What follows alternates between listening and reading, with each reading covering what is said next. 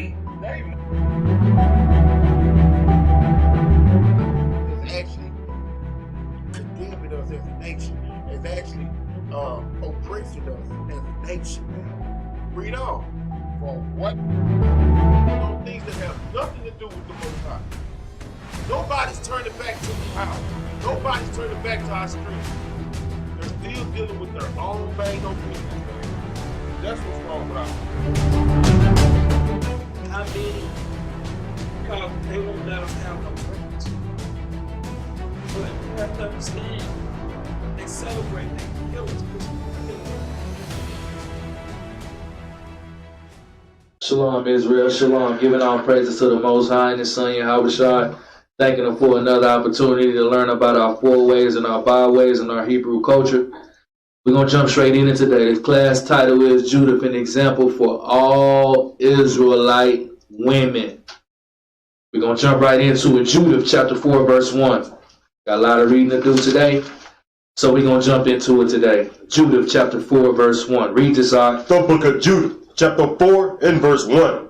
Now the children of Israel that dwelt in Judea heard all that Holofernes, the chief captain of Nebuchadnezzar, king of the Assyrians, had done to the nation. See, this is not Nebuchadnezzar. This is another man that has a similar title. The translations of these names always change, but this man was the king of the Assyrians, not the Babylonians. Read.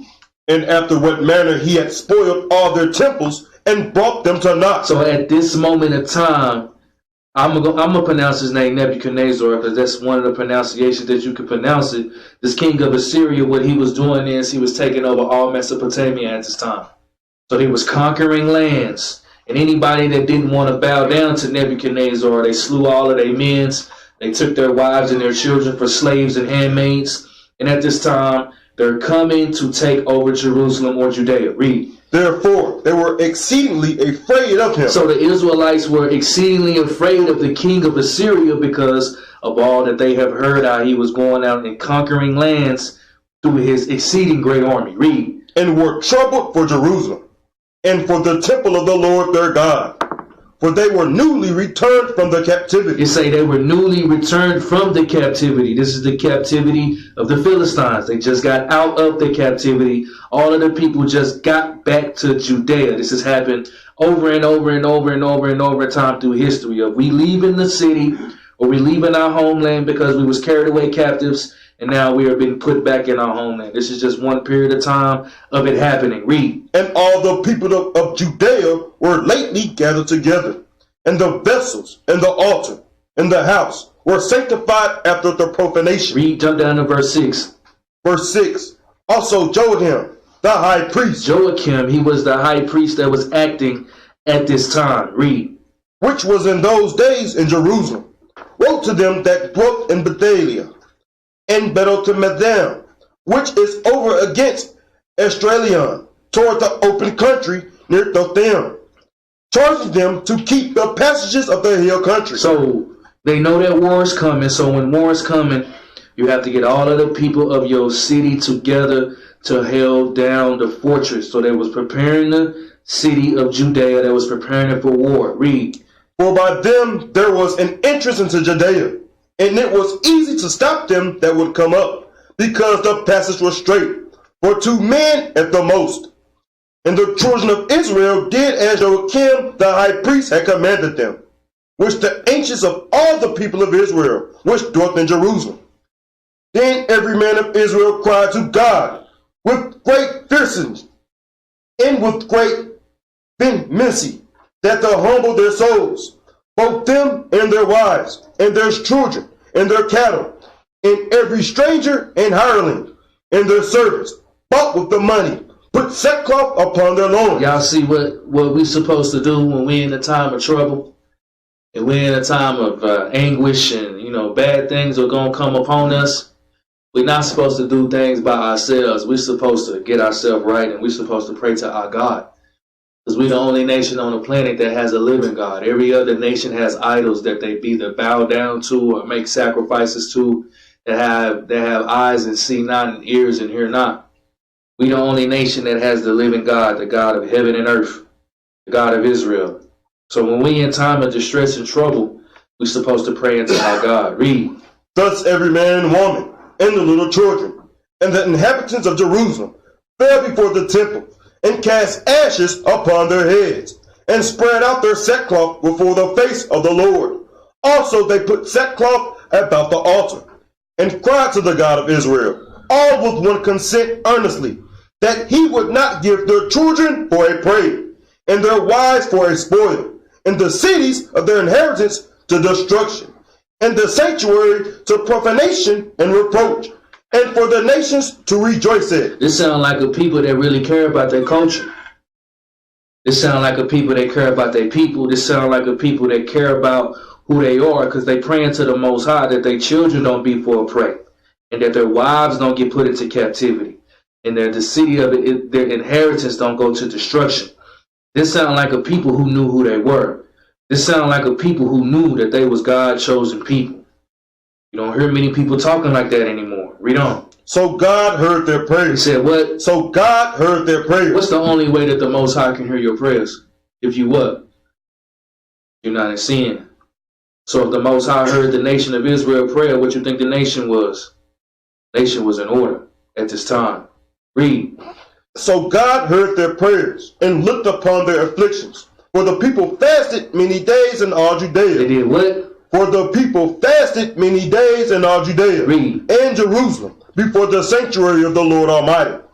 That Joachim the high priest and all the priests that stood before the Lord, and they which ministered unto the Lord, had their loins girt with sackcloth, and offered the daily burnt offerings with the vows and free gifts of the people, and had ashes of their meat trees, and cried unto the Lord with all their power, that he would look upon all the house of Israel graciously. Read on. Then was it declared to Holofernes, the chief captain of the army of Assyria, that the children of Israel had prepared for war. So Holofernes, this was a very, very evil man. This man took care of business, and what his job was to do was Nebuchadnezzar sent this man to go around to conquer the whole land, to conquer the world. This man was about business. If you didn't want to bow down to Nebuchadnezzar, or the men all got put to death, and the wives and the children became slaves. They was basically looking to do the same thing to the Israelites. Read. And had shut up the passages of the hill country, and had fortified all the tops of the high hills, and had laid impediments in the campaign countries, wherewith he was very angry, and called all the priests princes of Moab, and the captains of Ammon, and all the governors of the sea coast. So at this time, the Assyrians that had already captured Moab and made them slaves. So he took his whole army as well. So the Assyrian army was consist of the Moabite army as well. That's why they were of a great multitude in number. Read. And he said unto them, Tell me now, ye sons of Canaan. This is Holofernes talking to the prince of Moab. Read. Who this people is that dwelleth in the high country, and what are the cities that they inhabit, and what is the multitude of their army, and wherein their power and strength, and what king is set over them, or captain of their army. So Holofernes is making an inquiry to the prince of Moab about who are these people? You know, how come that they won't bow down unto me? Who are these people? Let's see what Achor or Achor said, or Achior said. Read on. And why have they determined not to come and meet me, more than all the inhabitants of the west? Then said Achior, the captain of all the sons of Ammon, Let my lord now hear a word from the mouth of thy servant, and I will declare unto thee the truth concerning this people, which dwelleth near thee, and inhabit the hill countries, and there shall no lie out of my mouth of thy servant. This people are descended of the Chaldeans, and they sojourned hitherto into Mesopotamia, because they would not follow the gods of their fathers, which were in the land of Chaldea. For they left the way of their ancestors, and worshipped the God of heaven, the God whom they knew. So they cast him out from the face of their gods. And they fled into Mesopotamia, and sojourned there many days. Then their God commanded them to depart from the place wherein they sojourned, and to go into the land of Canaan, where they dwelt, and were increased with gold and silver, and with very much cattle. This is talking about Abraham and Isaac before they went into Egypt. Read. But when a famine covered all the land of Canaan, they went down into Egypt. So this man, the prince of Ammon, he telling the story about the Israelites, how they went down into the land of Egypt. Read. And sojourned there, while they were nourished, and became there a great multitude, so that one could not number their nation. Read. Therefore the king of Egypt rose up against them, and dealt subtilly with them, and brought them low with laboring and brick, and made them slaves. Give me Exodus 1 and 11. Let's see what this man is talking about. This man is talking about how the children of Israel dwelt in the land of Canaan, and there was a famine in the land of Canaan. So the Israelites had to go down to the land of Egypt where there was no famine. Joseph was already down there, but the rest of the 12 tribes came down there. And he said that the Egyptians had rose over them and made them servants. This is the account of that. Read this. The book of Exodus, chapter 1, verse 11. Therefore they did set over them taskmasters to afflict them with their burdens. And they built for Pharaoh treasure cities, Pithom and Ramesses. But the more they afflicted them, the more they multiplied and grew. And they were grieved because of the children of Israel. Read on. And the Egyptians made the children of Israel to serve with rigor. And they made their lives bitter with hard bondage, and mortar, and in brick, and in all manner of service in the field. All their service, wherein they made them serve, was with rigor. Let's go back. Go back to the book of Judith. Judith chapter 5 and verse 11. So if all y'all still want to be cool with Ham and them Africans and them, bro, all you gotta do is read the book of Exodus. They made you serve with hard bondage and rigor, in all manner of brick. So you was in the cotton field, the tobacco field, the rice field, building the cities, and had you in slavery, bro. That's the reason why they still look down upon you to this day. Read. The book of Judith, chapter 5, verse 11. Therefore the king of Egypt rose up against them, and dwelt subtilly with them, and brought them low with laboring and brick, and made them slaves. Just read that in Exodus 1. Read. And they cried unto their God. They did what? And they cried unto their God. Israel, man. Israel, we haven't got back into this moment yet to start crying unto our God again. You know, we want to just talk about people all the time. Why are we not crying unto our God yet? You know, but it's coming. Read. Then they cried unto their God, and he smote all the land of Egypt with incurable plagues. Y'all know what the Lord did to the Egyptians to free us. Read. So the Egyptians cast them out of their sight. Jump down to verse 16. Verse 16. Verse 17. Verse 17. And whilst they sinned not before their God, they prospered. He said what? And whilst they sinned not before their God, they prospered. Read. Because the God that hateth iniquity was with them. But when they departed from the way which he appointed them, they were destroyed in many battles, very sore, and were led captives into a land that was not theirs. And the temple of their God was cast to the ground, and their cities were taken by the enemies. But now are they returned to their God, and are come up from the places where they were scattered, and have possessed Jerusalem, where their sanctuary is, and are seated in the hill country, for it was desolate.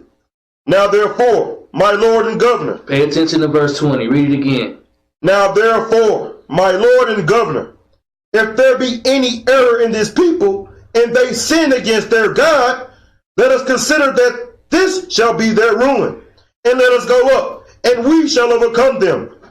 But if there be no iniquity in their nation, let my Lord now pass by, lest their Lord defend them, and their God before them, and we become a reproach before all the world. See how your enemy know who you are, bro? Your enemy know you Israel. They know it. Why you think that they putting up 99 cents for every shrimp advertisements on TV from Joe's Crab Shack? Why they putting the liquor stores right in your neighborhoods? Why they advertise it? How come you can only find pork in the grocery store for 99 cents a pound? Because they know who you are. Your enemy knows that if our people are in sin, you're going to stay a slave forever. But if you get your mind right, but if you repent, then the God of Israel going to show his wrath. Probably going to send a tornado down through Whitey neighborhood. Probably going to send a hurricane down through Allah Akbar in them neighborhood. Through Dikembe Mutombo in them neighborhoods. But as long as we in sin, you're going to continue working them 60 hours of shifts a week, aunt and sister. You're going to continue. It won't stop. And your enemy know this. This is recorded in the Bible of how your enemy, the other nations, they know how special you are. They know how you are a peculiar people. The only people that don't know it is us. Read. And when Achior had finished these sayings, all the people standing round about the tent murmured. They got pissed off with what he said. Because they like, ain't no way. Read. And the chief men of Holofernes and all that dwelt by the seaside and in Moab spake that he should kill him. For, say they, we will not be afraid of the face of the children of Israel. Read. For, lo, it is a people that have no strength nor power for a strong battle.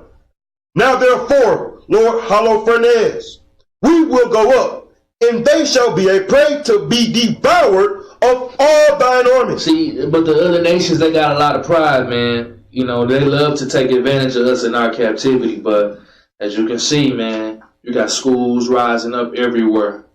You got people walking around with more fringes on. You got people starting to hear the true words of the Bible. You know, one thing that the enemy can't do, he can't stop prophecy. This is going to continue. And this is going to continue to get bigger and bigger. How many of y'all knew about the truth in 2010? 2015? 2017? That's when I first heard about it. Really? Yeah, 2017.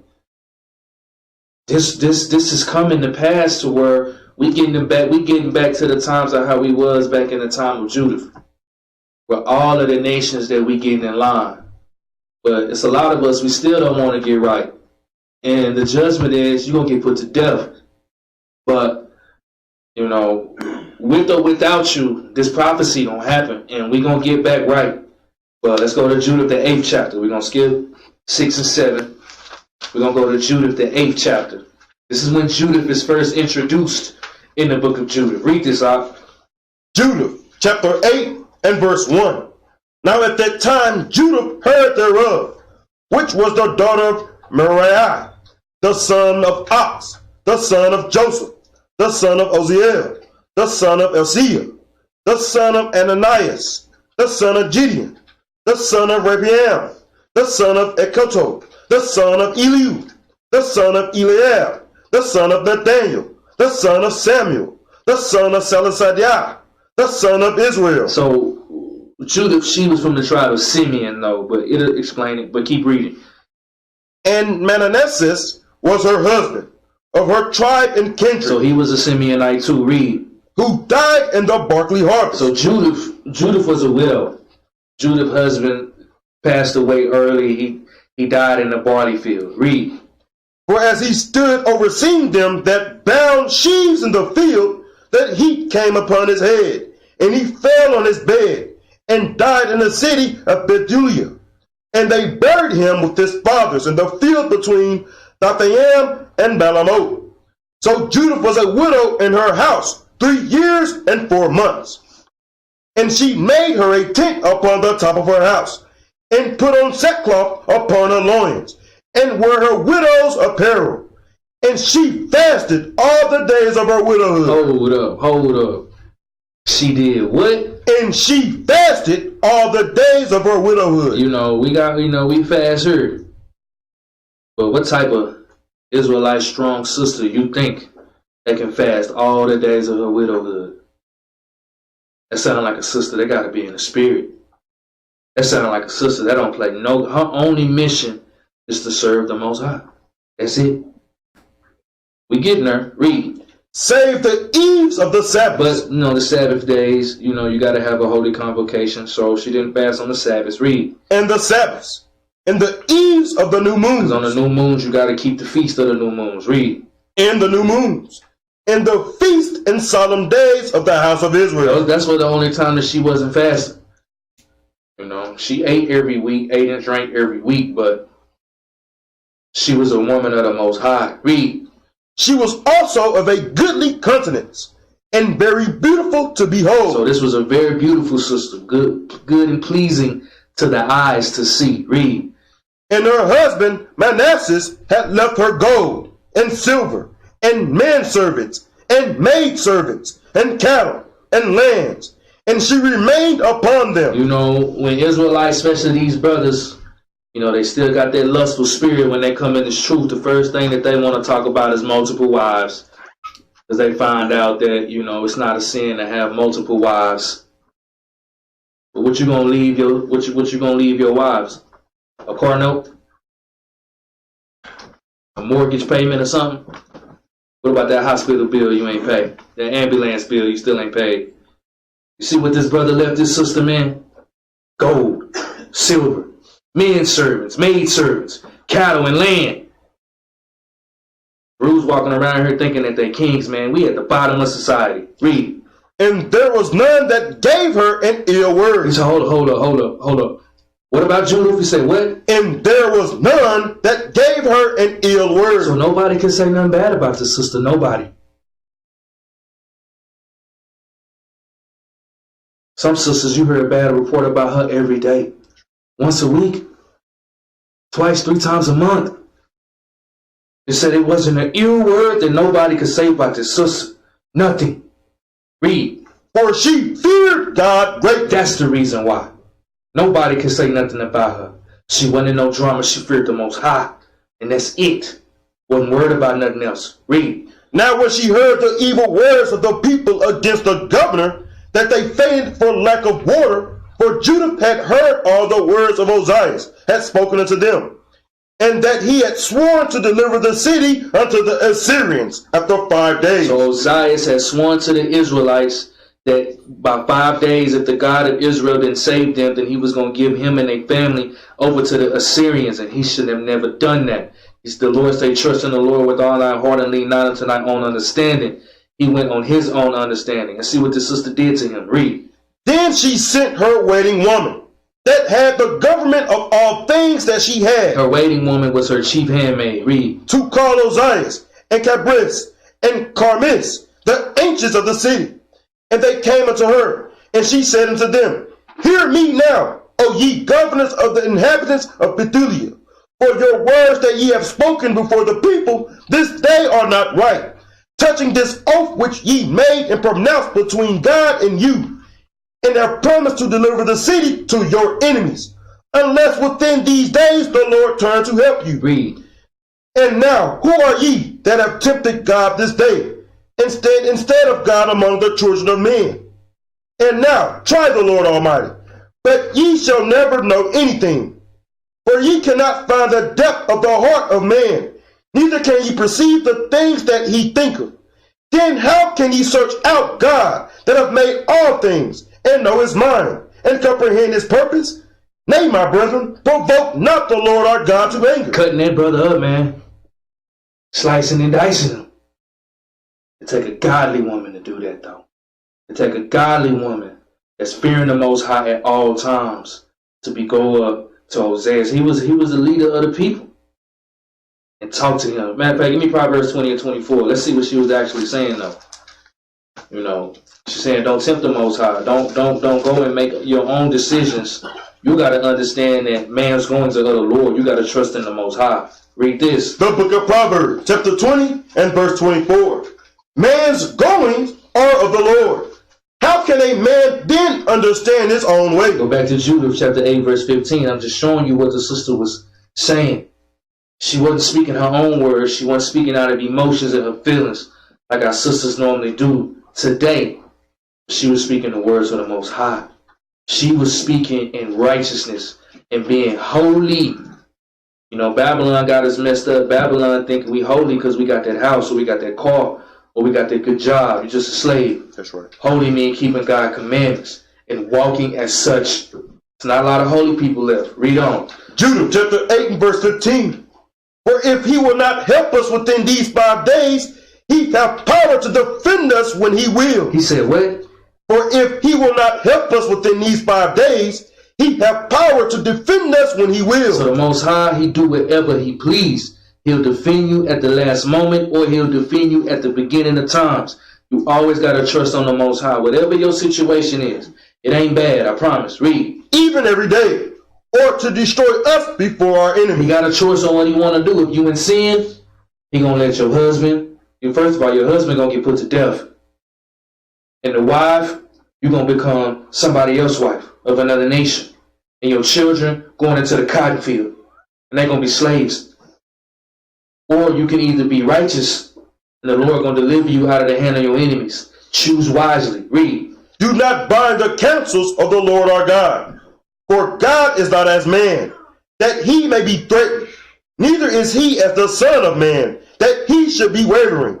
Therefore, let us wait for salvation of him, and call upon him to help us. And do what? And call upon him to help Call us. upon the Most High to help your people. Read. And he will hear our He voice. said what? And he will hear our voice, if it please him. He said he will hear our voice if it please him. Read on. For there arose none in our age, neither is there any now in these days, neither tribe, nor family, nor people, nor city among us, which worship gods made with hands, as have been aforetime. Read on. For the which cause our fathers were given to the sword. For the which cause our fathers went into captivity, because they served other gods made with hands. But at this time, nobody was serving gods. They were serving the God of Israel. Read. For the which cause our fathers were given to the sword, and for a spoil, and had a great fall before our enemies. But we know none other God. See, Israel, we know a lot of other gods. These celebrities are our gods. We still want to live their lifestyle. Especially these brothers in the truth, man. All they want to do is be rappers, bro. They just want to rap and think they're going to be rapping in the kingdom. Sisters, they still trying to be their idols that they grew up watching on the television and on cell phone and stuff. That's worshiping other gods. When we holy, the Lord told us to be a holy people, separate from all that stuff. None of that stuff going to get you in the kingdom. All it is going to do is set you up for death and destruction. It's a lot of camps out there that the Lord is setting up that's going to allow you to live in your flesh. That's going to allow you to live in the things that you want. But it's all going to get destroyed. You got to know where you at. Read. But we know none other God. Said what? But we know none other God. Read. Therefore, we trust that he will not despise us, nor any of our nation. Ain't nothing to worry about when you're keeping the commandments. Read. For if we be taken so, all Judea shall lie waste, and our sanctuary shall be spoiled, and he will require the profanation thereof at our mouth, and the slaughter of our brethren, and the captivity of the country, and the desolation of our inheritance, will he turn upon our heads among the Gentiles, wheresoever we shall be in bondage, and we shall be an offense and a reproach to all them that possess us. For our servitude shall not be directed to favor, but the Lord our God shall turn it to dishonor. So you got to understand. Read verse 23 again. For our servitude shall not be directed to favor, but the Lord our God shall turn it to dishonor. So, we got to, a lot of people come up to us on the street, and a lot of brothers don't know how to answer this question. A brother might come up on the street and say, well, wasn't it the Most High to put you in captivity? Wasn't it the Most High who put you in slavery? Yeah, but you got to understand how the Most High work. If you got children, right, and your children doing something bad, don't you get that belt and don't you chastise them, don't you punish them? But you don't whip them for 8 days straight. You whip them, then they get their stuff right. And as soon as they start getting their stuff right, what do? You show them favoritism again. You start to show them love again. You start to show them care again. That's how the Most High do with us. He lets us go into slavery, but every other nation that goes into slavery, they have to go into slavery for that. I know it kind of sound, kind of messed up, but that's the God of Israel. Read. For our servitude shall not be directed to favor, but the Lord our God shall turn it to dishonor. Now therefore, O brethren, let us shew an example to our brethren, because their hearts depend upon We us. tell our brothers this all the time. You got to show an example for your brethren, because their minds depend on us. You got some people in this congregation, sisters, that their salvation depend on how you walking, depend on how you talking, depend on how you moving. The sister that's sitting right next to you, you never know it. She might look at you as an example to be an Israelite woman. But every time you come in with drama, she thinking the Israelite woman is about drama. Every time you come in with mischief, she'll think an Israelite woman is about mischief.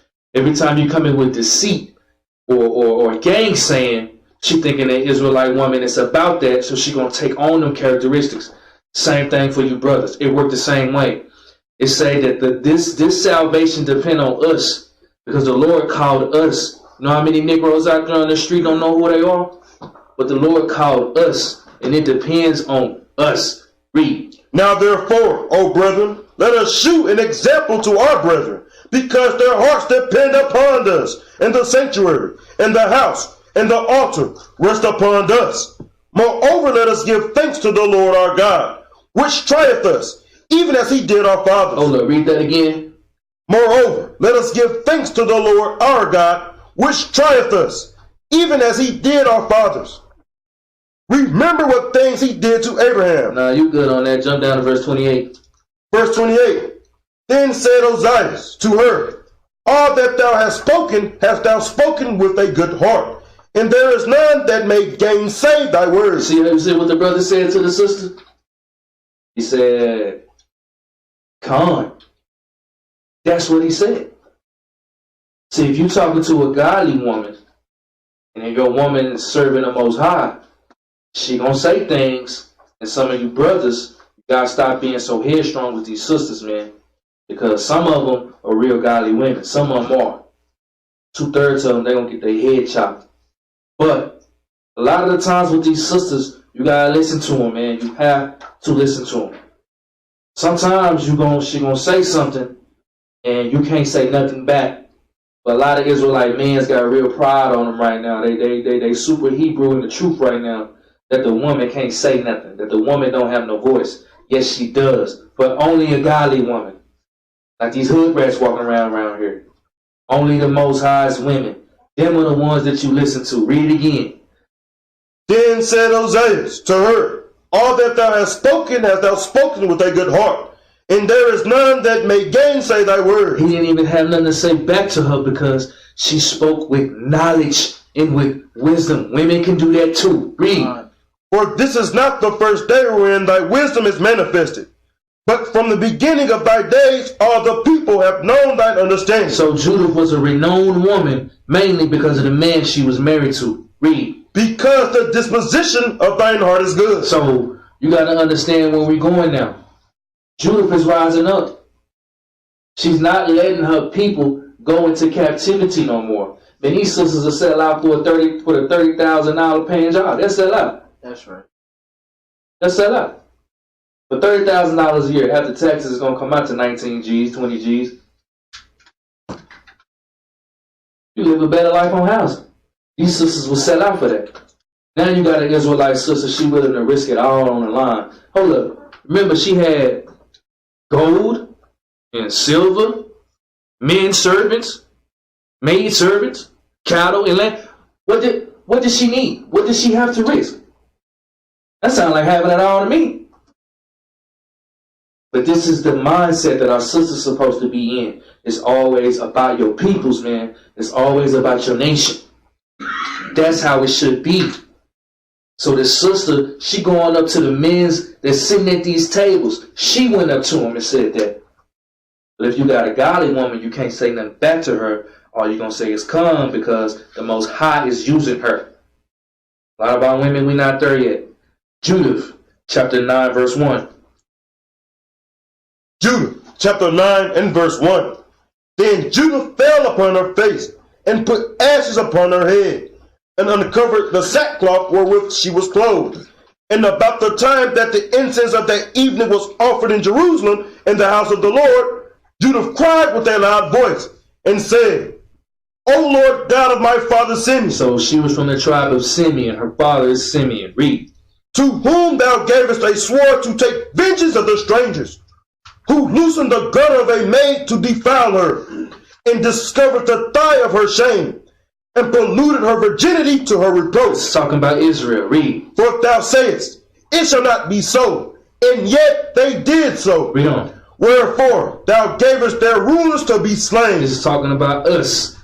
They gave our rulers to be slain. Read. So that they dyed their bed in blood, being deceived, and smotest the servants with their lords, and the lords upon their thrones, and hast given their wives for a prey, and their daughters to be captives, and all their spoils to be divided among thy dear children, which were moved with thy zeal, and call upon thee for aid. O God, O my God, hear me also a widow. You heard this sister crying out for her people, man. This is how we trying to get our sisters and our brothers to do, man, crying out.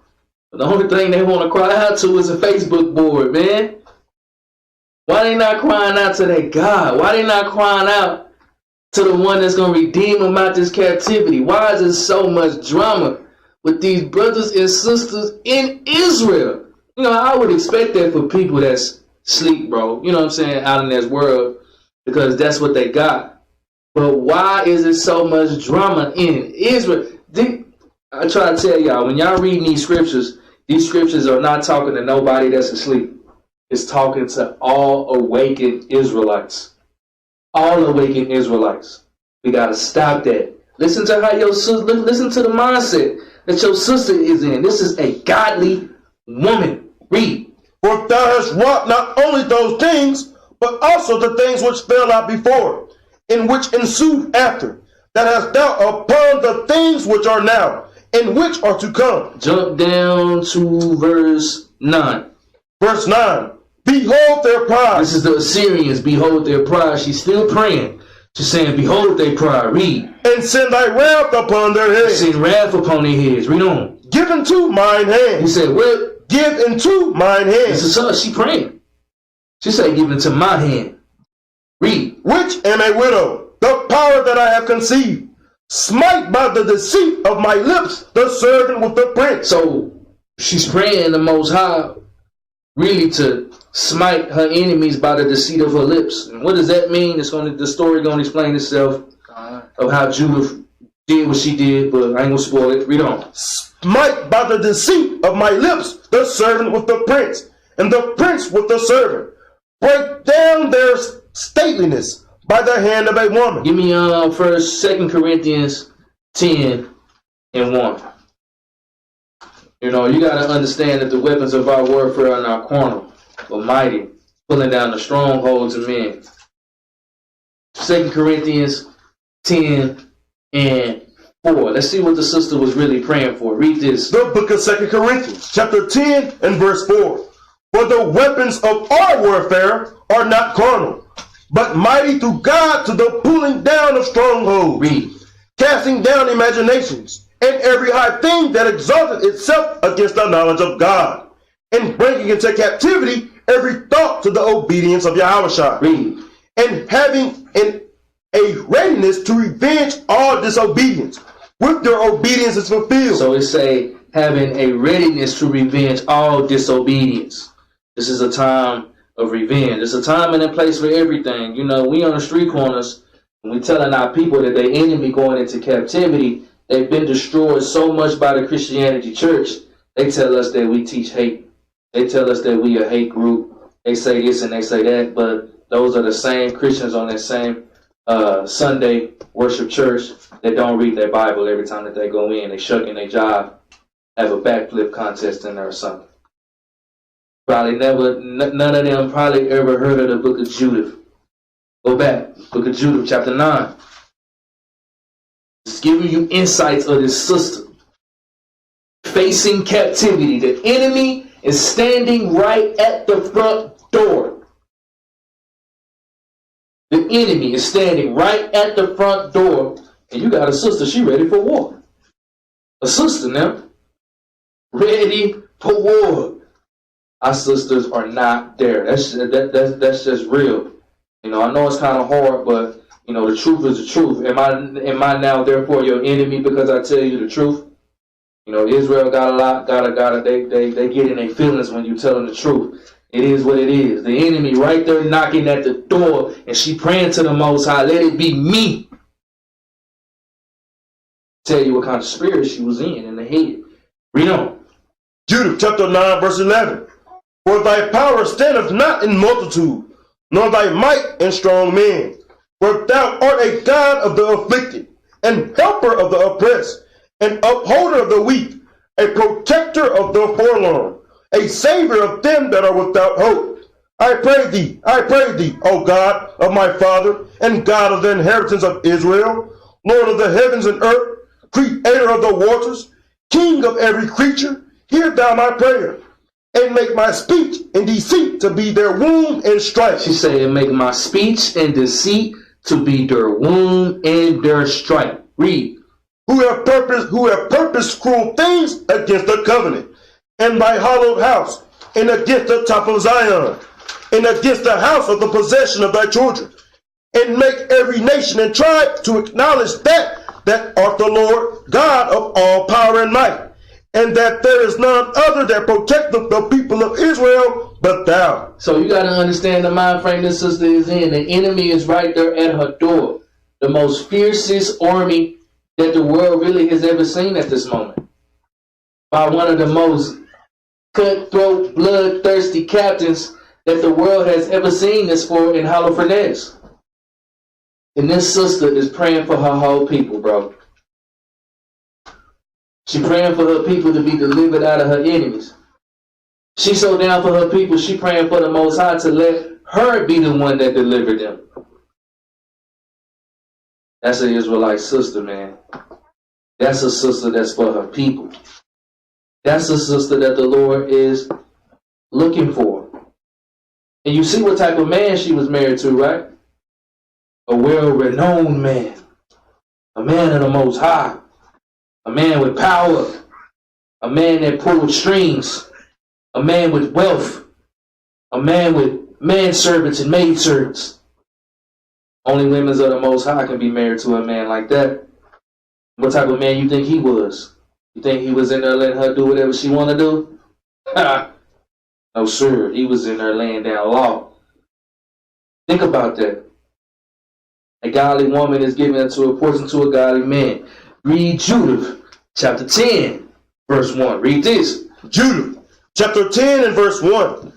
Now after that she had ceased to cry unto the God of Israel, and had made an end of all these words. She got done praying. Read. She rose where she had fallen down, and called her maid, and went down into the house, in the which she abode in the Sabbath days, and in her feast days. So she went to the tabernacle, to where they be having a holy convocation in a feast days, just like we doing now. Read. And pulled off the sackcloth which she had on, and put off the garments of her widowhood, and washed her body all over with water, and anointed herself with precious ointment, and braided the hair of her head, and put on the tire upon it. And she did what? And put on a tire upon it. So she put on her headscarf. She put on her headscarf. Read. And put on her garments of gladness, wherewith she had clad during the life of Manasseh, her husband. She got very beautiful. She decked herself with the ointments and perfumes and, nice dress. She had her hair wrap on. This is showing our sisters that this is how we dress all the time, bro. This is not something to where we do just on the Sabbath days. This is our culture. This is how we dress. I be seeing them women all the time, man. Them fake Arabs. They be coming over here. I mean, they be wearing pants and stuff now because America let them get away with it. But on the cool, they be dressing like Hebrew women. All the time. No matter if it's 100 degrees, no matter if it's 10 degrees outside. They dress like Hebrew women. And I look at them women, and I just be like, damn, they're kind of making our sisters look bad a little bit, but we growing in the spirit. Read on. And she took sandals upon her feet, and put about her bracelets, and her chains, and her rings, and her earrings, and all her ornaments, and decked herself bravely, to allure the eyes of all men that should see her. So she got beautiful. She put on her bracelets. her chains, her rings, her earrings, anything that she had to look like the beautiful Israelite woman that she was. Read on. Then she gave her maid a bottle of wine. So she's with her maid, gave a bottle of wine. Read. And a cruse of oil, and filled a bag with fine bread. So she folded all these things together, and laid them upon her. Thus they went forth to the gate of the city of Pathilium. So remember that the Assyrians, they right at the gate of Israel or Judea, getting ready to sack your whole city, man. Getting ready to put your husbands to death. Getting ready to ravish your wives, bro. Getting ready to put your children in a cotton field. Read. And found standing there Ozias, and the ancients of the city, Cabris and Carmis. And when they saw her, their countenance was altered, and her apparel was changed. They wondered at her beauty very greatly. So when the men of the city, they seen her the first time, she came up to them. She had on her clothes of sackcloth. You know, she wasn't done up already. So when they seen her again, their eyes had turned back a little bit because she was looking good at this time. Read. And when they saw her, that her countenance was altered, and her apparel was changed, they wondered at her beauty very greatly, and said unto her, the God of all fathers, give thee favor, and accomplish thine enterprises to the glory of the children of Israel, and to the exaltation of Jerusalem. Then they worshiped God. And she said unto them, command the gates of the city to be opened unto me, that I may go forth to accomplish the things whereof ye have spoken with me. So they commanded the young man to open unto her, as she had spoken. Jump down to verse 11. Verse 11. Thus they went straight forth in the valley. So this is Judith. She's leaving the city. They remember when they first heard of the city, what did they do? They locked the city down because the Assyrians was coming to ravish their whole city. So she went out to the gates of the city and she told the brothers to open up the gates of the city because she had a plan to defend the children of Israel. Right? So just giving you a background. So when you're reading it, you got to comprehend what you're reading. Read on. And the first watch of the Assyrians met her. So he's saying the what? And the first watch of Assyrians met her. So the Assyrians were already ready for battle. They had men in the mountains. They were surrounded the whole city. So when Judah first walked out of the city, the first watch of the Assyrian army had met her. Read. And took her, and asked her, of what people art thou? And whence comest thou? And whither goest thou? And she said, I am a woman of the Hebrews, and am fled from them, for they shall be given you to be consumed. So you remember when we read in Judith the 9th chapter, she was praying of the deceit of her tongue was going to free her, the people, the children of Israel, from this danger. So you heard what she said? She told him she was a Hebrew, but she told her she fled from him.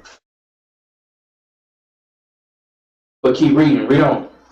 And I am coming before Holofernes, the chief captain of your army, to declare words of truth, and I will show him a way whereby he shall go and win all the hill country, without losing the body or life of any one of his men.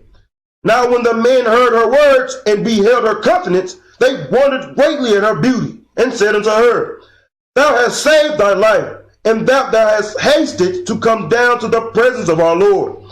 Now therefore come to his tent, and some of us shall conduct thee, until they have delivered thee to his hands. So you see these men that was marveling at her beauty, lusting after her. They don't know, man, that this was a woman of the Most High. She was coming to take care of business.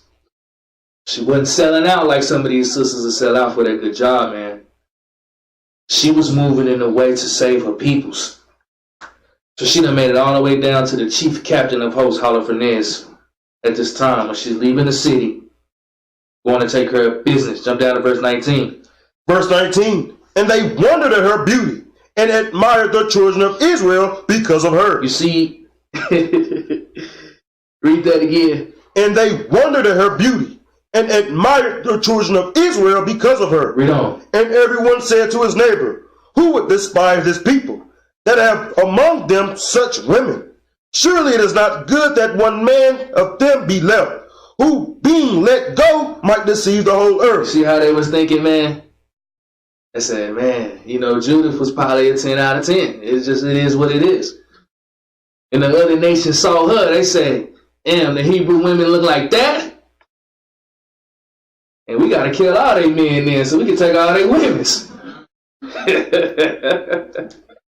Give me Ecclesiasticus chapter 36 and verse 22. Hey, it is what it is, man. Some of you brothers, I know you see Big Booty Judy walking down the street, man. Don't be lusting after that, but a man loveth nothing better to see a beautiful woman. Read this. The book of Ecclesiasticus, chapter 36 and verse 22. The beauty of a woman cheereth the countenance, and a man loveth nothing better. Hey, it is what it is. Go back, Judith. Chapter 9.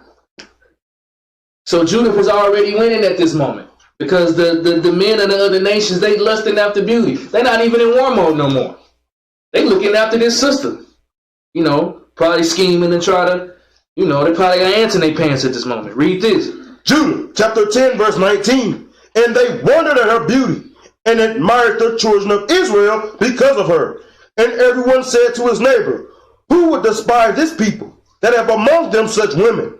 Surely it is not good that one man of them be left, who being let go might deceive the whole earth. And they that lay near Holofernes went out, and all his servants, and they brought her into the tent. Now Holofernes rested upon his bed under the canopy, which was woven with purple, and gold, and emeralds, and precious stones. So they shewed him of her, and he came out before his tent with silver lamps coming before him. And when Judith was come before him and his servants, they all marveled at the beauty of her countenance. And she fell down upon her face, and did reference unto him, and his servants took her up. And you see what she's doing now. She done made it all the way out of Judea. She went down. Now you got to remember that Nebuchadnezzar and the Assyrians was coming up to capture Jerusalem. This is what the story is all about. A sister defending her people. You got to go back and reference what you're reading. A lot of the times we don't understand that we're illiterate. We'll read something on one page and can't even remember 2 pages ago what we read. We all struggle with this. I know I did when I first came into the truth. I realized that I was illiterate. I didn't know how to read. I could recite the words on my paper pretty well, but to be literate means to be able to decipher literature. I wasn't able to decipher what I was reading. So Judith is now face to face with Holofernes. Holofernes is the chief captain of the army of the Assyrians led by Nebuchadnezzar. Read Judith 11 and 1. Judith, chapter 11 and verse 1. Then said Holofernes unto her, Woman, be of good comfort. Fear not in thine heart, for I never heard any that was willing to serve Nebuchadnezzar, the king of all the earth. You hear what this man said? He telling the sister, don't fear. He said, I ain't never heard nobody that was willing to serve down, that was willing to bow down and serve Nebuchadnezzar and the Assyrians. But he telling the 2 things at the one time. Don't fear, but you coming down here playing games, get ready to get your neck chopped off.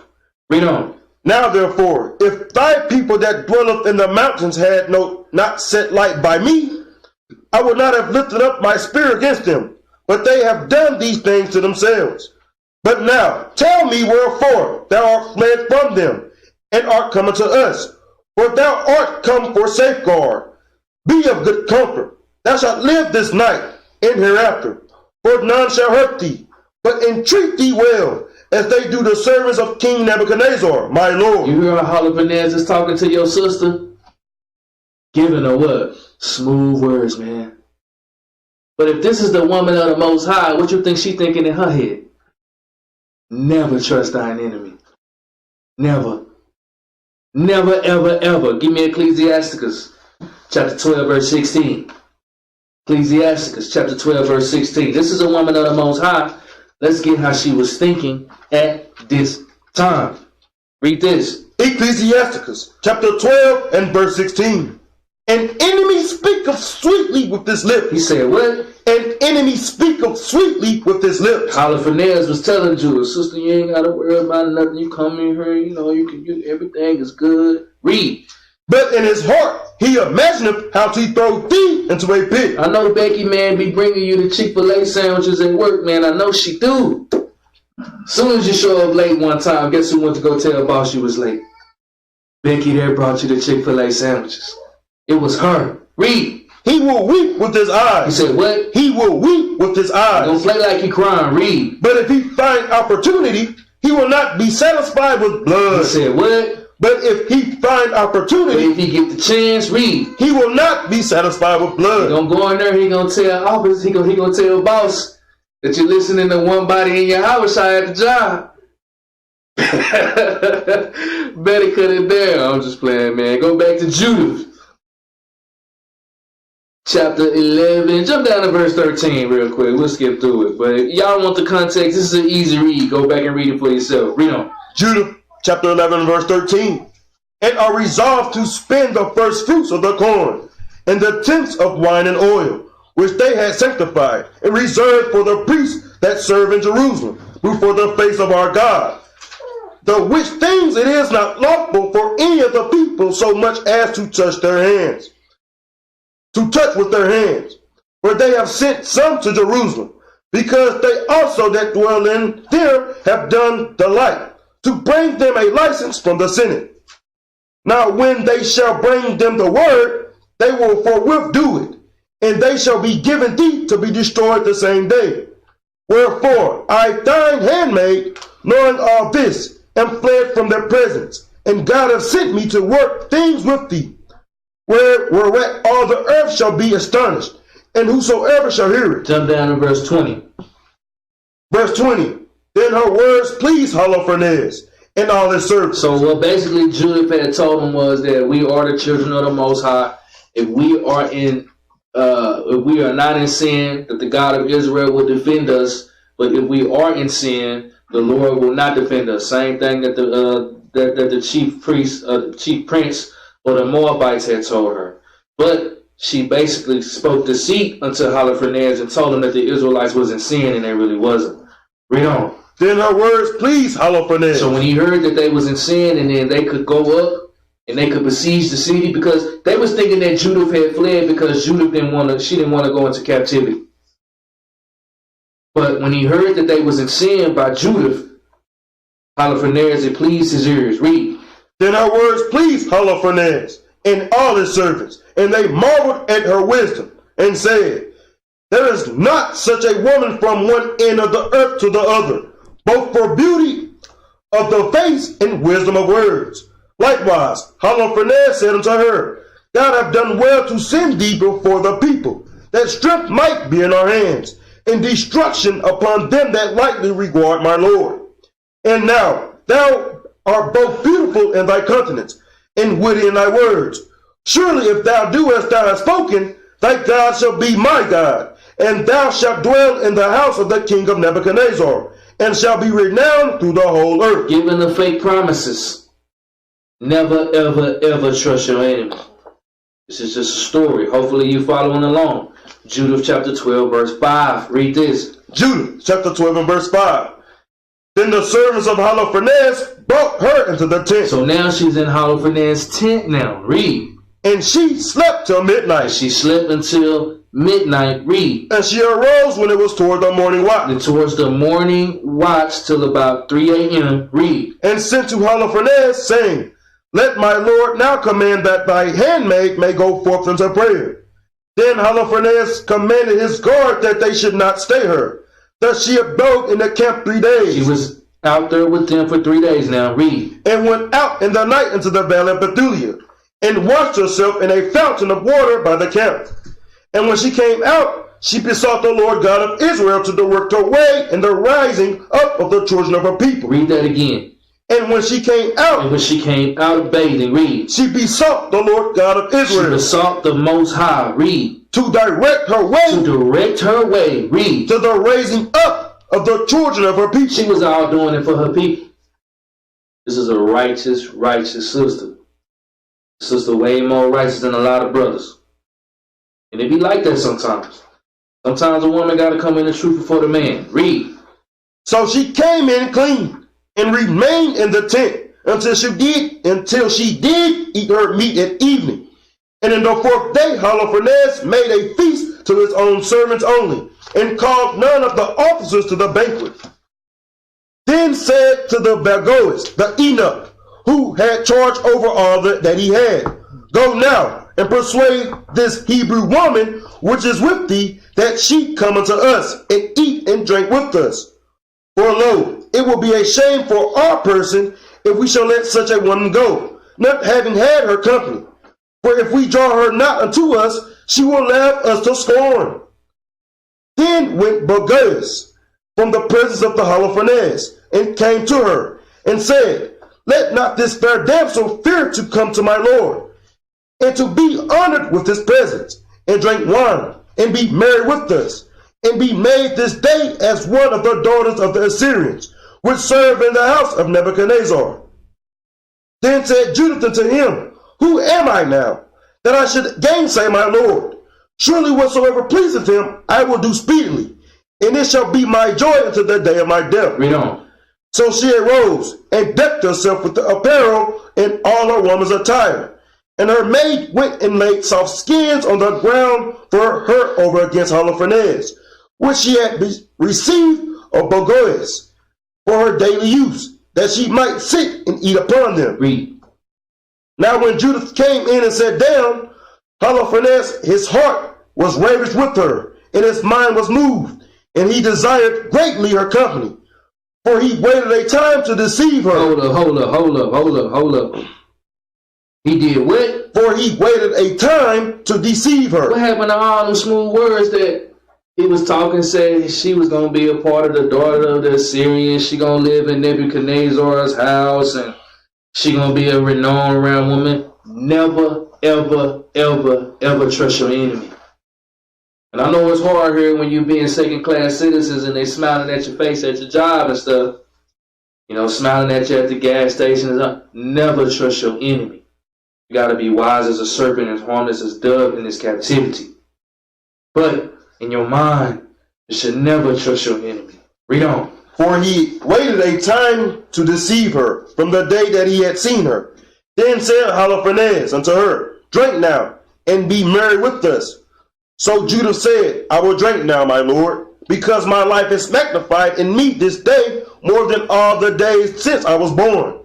Then she took and ate and drank before him what her maid had prepared. And Holofernes took great delight in her, and drank much more wine than he had drunk at any time in one day since he was born. See, this is for you soldiers too. When I was reading this, I'm just like me. I'm the captain of the thousands.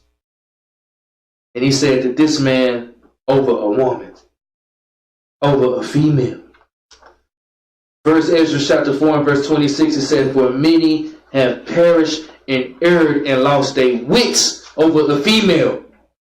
You never do that, man. Never, ever, ever do it. But Babylon the Great taught our brothers to lose it all, man. To sacrifice it all for 5 minutes of fame. That's what Holofernes is doing.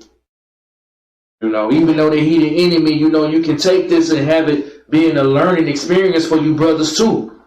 It said that he drunk more wine than he done ever drunk at any since the day that he was born. Why you think he was drinking so much wine, bros? He thought it was gonna be his night, man. He thought it was gonna be his lucky night. And it was his lucky night. We're gonna keep reading. Read on. Now when the evening was come, his servants made haste to depart. And Bagoas shut his tent without, and dismissed the waiters from the presence of his lord. And they went to their beds, where they were all weary, because the feast had been long. So they was turned up. Now it's time to turn down. It's time to go to sleep. Read. And Judith was left alone in the tent, and Holofernes lying among his bed, for he was filled with wine. The only people in this tent now is Judith and Holofernes. And this dude drunk. He don't know what's going on. Never get drunk as a king. Never get drunk as a captain. Read on. Now Judith had commanded her maid to stand without her bedchamber. So she told her maid to go ahead and excuse herself. Read. And to wait for her coming forth, as she did daily.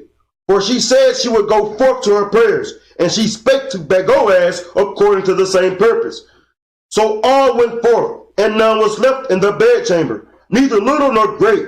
Then Judith, standing by his bed, said in her heart, O Lord God of all power, look at this present upon the works of mine hands, for the exaltation of Jerusalem. Look at this sister, man. Think what this sister thinking. She said, oh Lord my God, look at this present that you done did for me. I got the captain of the host of the Assyrians right now, right in front of me, drunk, laying on his bed.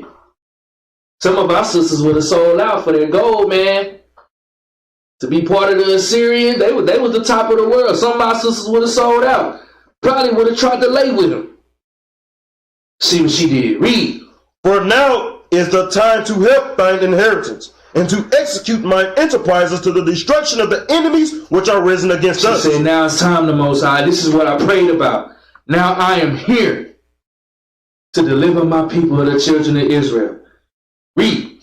Then she came to the pillar of the bed, which was at Holophanez's head, and took down his faction from thence, and approached to his bed, and took hold of the hair of his head, and said, strengthen me, O Lord God of Israel, this day. She praying for strength at this time. Read. And she smote twice upon his neck with all her might, and she took away his head from him. Hold up. What? And she smote twice upon his neck with all her might, and she took away his head from him. Man, you can't get some of these sisters to ring a chicken neck, man. You can't even get them to take the blade, man, and cut the lamb throat. It's time to eat. Y'all got to get in the spirit. You sisters need to get y'all mind right. Y'all have to get in the spirit. How many sisters would cut a man's head off to save a nation? How many would really do it? How many sisters would really be in that mind frame to have a choice? Either sell out and save my life, or cut this man's head off and save my people. This is a godly woman. This is a woman of Israel. This is a daughter of Sarah that will do anything for her nation. Let's go back. Let's go back all the way back. So, the Assyrians was coming up. The children of Israel, what happened to them? They were scared, frightened, not trusting in the Most High. Then you had a woman raise up, a woman of the Most High God. Went down into the enemy territory. Yes, she used a little deceit, but she prayed about it. That's what the Most High used her to do. Did Jacob deceive Esau to get the blessing? So sometimes it's like that. Then she went down with Holophanez, man, one of the most serial killers on the planet for Nebuchadnezzar. Laying in his tent. Some of our sisters probably would have gave him some more drinks. Said, it's time. She cut this dude's head off. That's a woman of the Most High. A lot of our sisters, we headstrong, but will they do this? I doubt it. But some of them will, though. You know, this is for her peoples. And let's see what else she did, man. Read on. And she smote twice upon his neck with all her might, and she took away his head from him, and tumbled his body down from the bed, and pulled down the canopy from the pillars. And Anan, after she went forth, and gave Holophanez's head to her maid. So her handmaid was down with it. What type of spirit you think the handmaid was in when Judith came out with the man's head? She probably looked at her like, that girl, what the? Oh, you want to put it in the bag? Okay, I got you. I put it in the bag then. Damn. You didn't tell me you was going to knock nigga head off. But the handmaid was in the spirit, because the first thing she did was she put it in the bag. She ain't asked no questions. She said, this how we doing it? Bet. I'm going to put it in the bag. Read on. And she put it in her bag of meat. So they twain went together according to their custom into prayer. And when they passed the camp, they compassed the valley, and went up to the mountain of Pathelia, and came to the gates thereof. Read. Then said Judith afar off to the watchman at the gate. So this is talking to the watchman in the gate of Judea. Read. Open, open now the She gate. telling the man, y'all better, hey man, open up this gate. You better open it up. We ain't got that much time. I got this nigga hair in my bag. Open up the gate. Because they gonna come. Read on. God, even our God, is with us, to show his power yet in Jerusalem, and his forces against the enemy, as he hath even done this day. Read on. Now when the men of her city heard her voice, they made haste to go down to the gate of their city, and they called the elders of the city. And then they ran all together, both small and great, for it was strange unto them that she was come. So they opened the gate and received them, and made a fire of a light, and stood round about them. Because this was about the first watch, which is so-called like around 3 a.m. this time. Read. Then she said to them with a loud voice, Praise, praise God, I say. She said, what? Praise God, I say. Even though she was the one who did it, who did she give all honor and glory and praise to? The Most High. The Most High. That is the mind state that we have to get in, Israel. You know, and we're struggling with this right now. We are.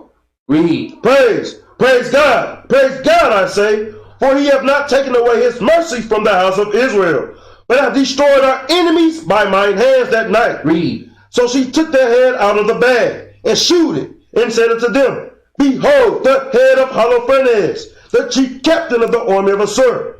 And behold the canopy, wherein he did lie in his drunkenness. And the Lord hath smitten him by the hand of a woman. By the hand of what? By the hand of a woman. By the hand of what? By the hand of a woman. Read on. As the Lord liveth, who hath kept me in my way that I went. My countenance have deceived him to his destruction. And yet hath he not committed sin with me, to defile and shame me. So, who else cut somebody's head off? Y'all know? Go to 1 Samuel 17 and 50.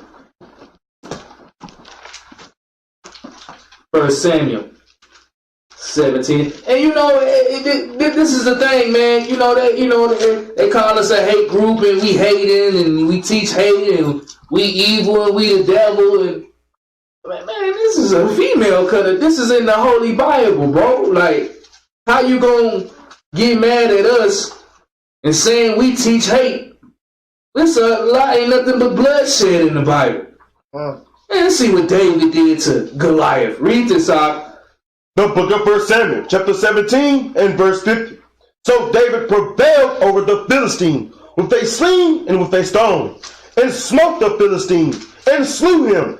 But there was no sword in the hand of David. Therefore David ran, and stood upon the Philistine, and took his sword, and drew it out of the sheath thereof, and slew him, and cut off his head therewith. And when the Philistines saw their champion was dead, they fled. So David did the same thing too. So when we telling them their head gonna roll, bro, their head gonna roll. That's facts. Got a lot of feminine brews, and you got a lot of feminine brews in the truth. They're telling us that we need to calm it down a little bit, humble it down a little bit. What book are they reading? What book are they reading, bro? Let's go back. Judith.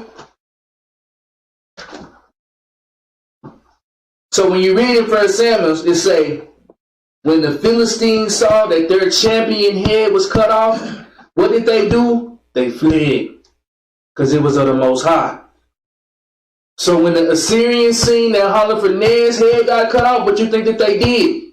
They fled, because it was all of the workings of the Most High. And if the children of Israel are not in sin, we're going to be delivered every single time. If you still want to be a nigga, man, you still want to be a Mexican, you still want to be an Indian, whatever you calling yourself, be prepared to live the rest of your life working a 60-hour shift, because that's the contract you signed. You signed it. So don't get mad at the Most High when you still working that 60-hour shift because you don't want to get your life right. Don't get mad. Judith. Chapter 13, read verse 17. Judith, chapter 13 and verse 17. Then all the people were wonderfully astonished, and bowed themselves, and worshipped God.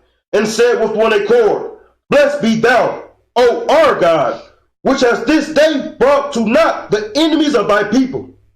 Then said Ozias unto her, O daughter, blessed art thou of the Most High, God above all the women upon the earth. So it is rank amongst these sisters as well. Some of them gonna be holy and then start going down. It said that Judith was above all the women of the earth. Read. And blessed be the Lord God, which hath created the heavens and the earth, which have directed thee to the cutting off of the head of the chief of our enemies. Read. For this is thy confidence shall not depart from the heart of man, which remember the power of God forever.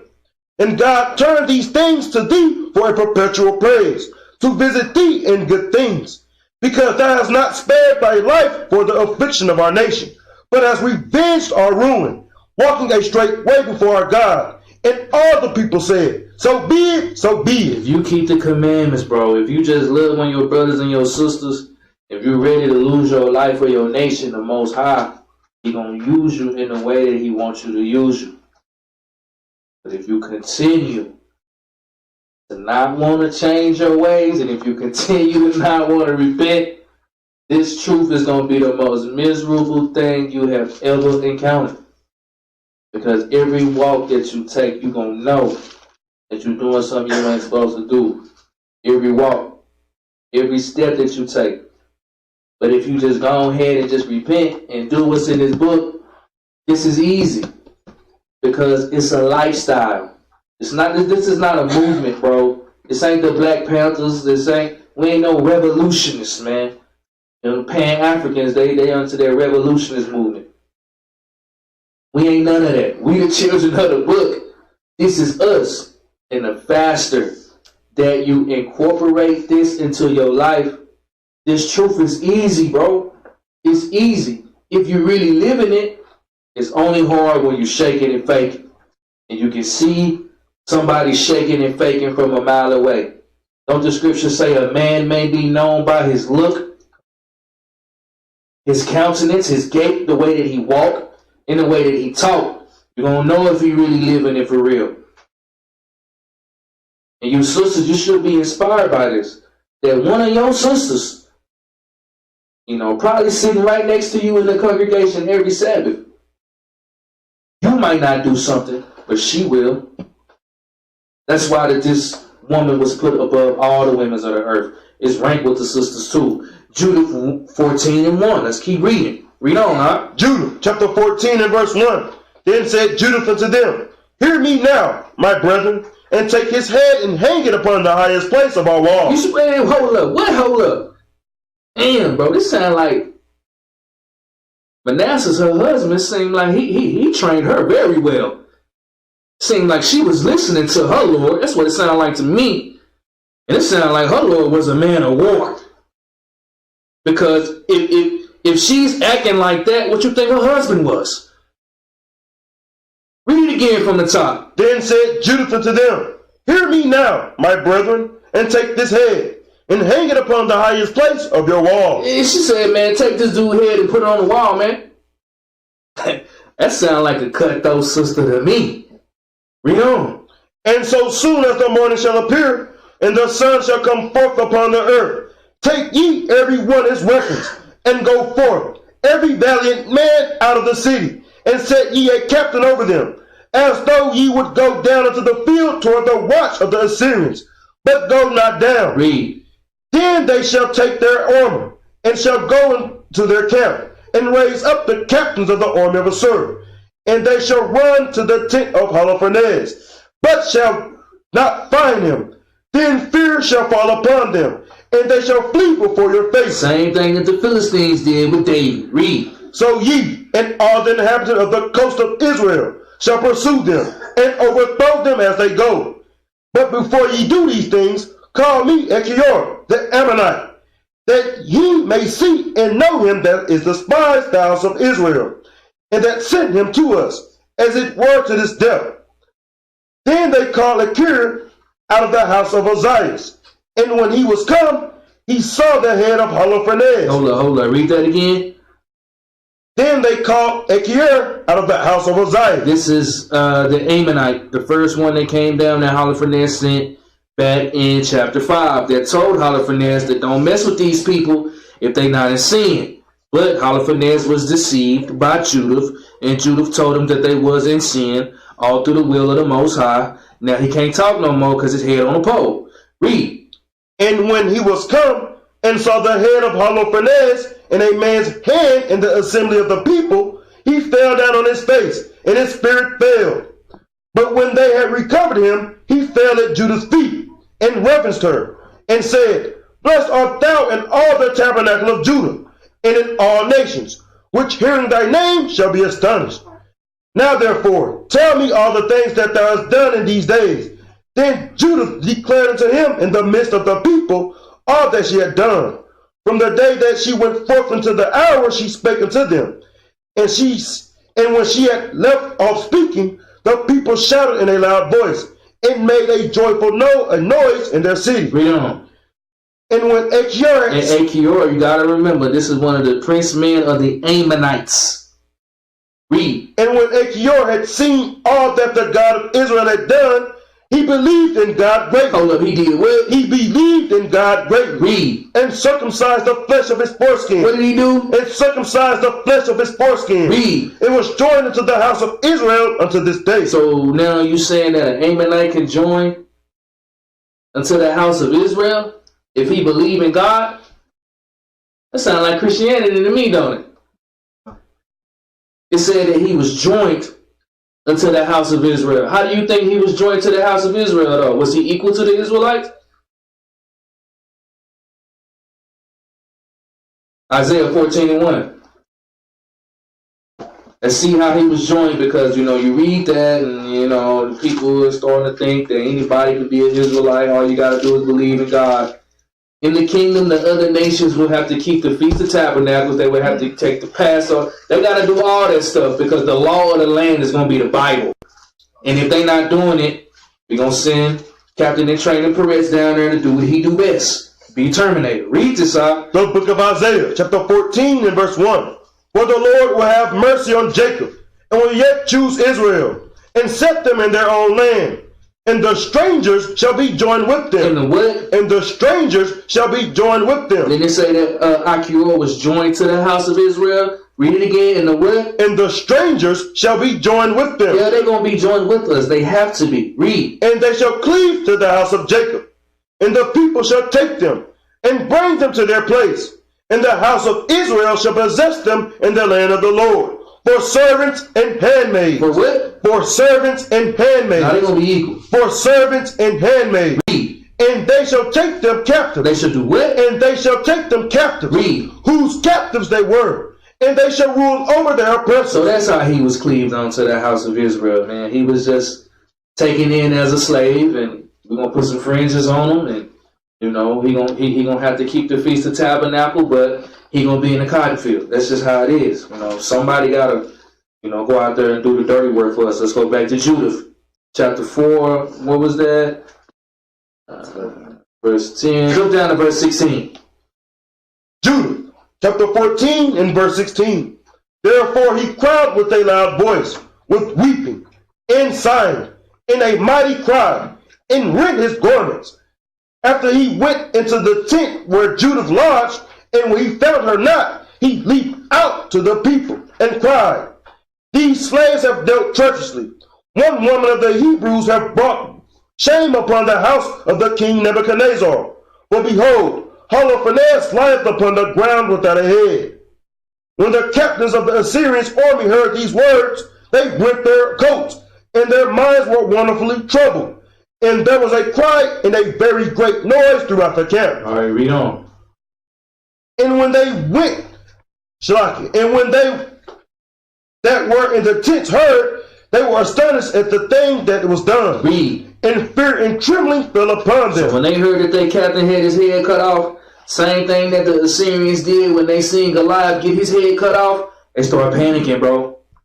You know what I'm saying? They didn't keep that same energy. They were talking a couple chapters ago when they told Holofernes to go up and go besiege the city. Their energy just changed all of a sudden now. When you was in school, You know, Shanique, when she was talking all that noise, she had her homegirls and everything, but you seen they have school on that school bus, and y'all get up on that same stop because y'all live right next door to each other. She ain't have her homegirls. She ain't doing all that talking no more. Now she trying to become best friends now. Same thing that the Assyrians are doing. Read. And fear and trembling fell upon them, so that there was no man that durst abide in the sight of his neighbor. But rushing out altogether, they fled into every way of the plain and of the hill country. They also that had camped in the mountains round about Bethulia fled away. They all start fleeing, man. They all start running. That's how it's going to be with us. Get ready. Read. Then the children of Israel, everyone that was a warrior among them, rushed out upon them. So we start coming after them now. Read. Then sent Ozias the Bedomethim in the coast of Israel, such as should tell the things that were done, and that all should rush forth upon the enemies to destroy them. Now it's time for our enemies to get put to death. Read. Now when the children of Israel heard it, they all fell upon them with one consent, and slew them unto Kobe. Likewise also they that came from Jerusalem and from all the hill country, for men had told them that what things were done in the camp of their enemies. And they that were at Gilead and Galilee chased them with a great slaughter, until they were past Damascus and the borders thereof. So when the Most High is on your side, He going to do something to your enemies, for them to get put to sleep. Go to Leviticus 26 and 14 real quick. Leviticus 26 and 14. 26 and 1 or 10. Hold up. No, it's Leviticus 26. This is what the Most High mean when He say this. I know a lot of brews thinking they're going to be, I don't know, flying around or something like that, but this is what the Most High means. Leviticus 26 and 7. Read this. Leviticus chapter 26 and verse 7. And ye shall chase your enemies, and they shall fall before you by the sword. That's what the Most High is talking about. Read on. And 5 of you shall chase 100, and 100 of you shall put 10,000 to flight, and your enemies shall fall before you by the sword. That's what the Most High is talking about, bro. Ain't nobody gonna be, I don't know, man, flying around or something. They be pushing their doctrine, bro. Go ahead and lose that out your head, man. It ain't real. This is what He's talking about. Your enemies fleeing before you. This is having real power. This is having real might. When you got the Lord on your side, bro.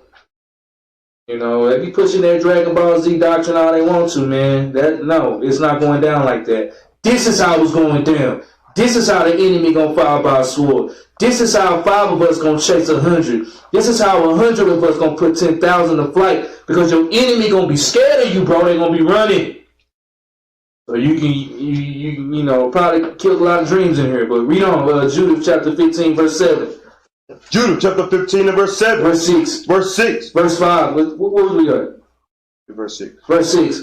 And the residue that dwelt in Bethulia fell upon the camp of Assur, and spoiled them, and were greatly enriched. Spoiled them and was greatly enriched from the camp of Assyria. They had purple, gold, silver, cattle, all that. Read. And the children of Israel that returned from the slaughter had that which remained in the villages and the cities that were in the mountains and in the plain, yet many spoils, for the multitude was very great. Then Joachim the high priest and the ancients of the children of Israel that dwelt in Jerusalem came to behold the good things that God had showed to Israel, and to see Judith, and to salute her. To salute this sister. Read. And when they came unto her, they blessed her with one accord, and said unto her, Thou art the exaltation of Jerusalem. Thou art the great glory of Israel. Thou art the great rejoicing of our nation. Thou hast done all these things by thine hand. Thou hast done much good to Israel, and God is pleased therewith. Blessed be thou of the Almighty Lord forevermore. And all the people said, So be it. Read. And the people spoiled the camp the space of 30 days. And they gave unto the Judith Holofernes his tent, and all his plate, and his beds, and vessels, and all his stuff. And she took it, and laid it on her mule, and made ready her carts, and laid them thereon. Then all the women of Israel ran together to see her, and blessed her, and made a dance among them for her. And she took branches in her hand, and gave also to the women that were with her. And they put a garland of olive upon her and her maid that was with her. And she went before all the people in the dance, leading all the women. And all the men of Israel followed in their armor with garlands and with songs in their mouths. On that note, man, we're gonna cut the class right there. It's only one chapter left, verse 16. I encourage y'all to go and read it. All right, read verse 17 and 16, 17. I was gonna read it, but read verse 17. Read this. 16, 17. Judith 16, 17. Judith 16, verse 17. Woe to the nations that rise up against my kindred. You said what? Woe to the nations that rise up against my kindred. Yeah, that's what we tell them every Sabbath. Drop dead. Read. The Lord Almighty will take vengeance of them in the day of judgment, and putting fire and worms in their flesh, and they shall fill them and weep forever. On that note, man, we're gonna say shalom.